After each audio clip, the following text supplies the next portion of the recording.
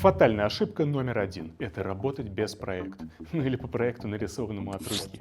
Знаете, чем вентиляция от сантехники отличается? Там вода течет сама, а здесь воздух нужно заставить. Это физика. Сопротивление, сечение, скорость потока.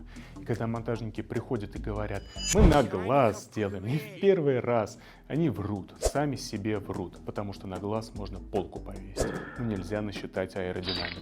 Без проекта вы получаете одно из двух. Либо воздух не идет, либо идет так, что сносит с ног. Комфорта нет, денег нет, переделывать еще дороже. Борис Хвак. Вентиляция и системы микроклимата.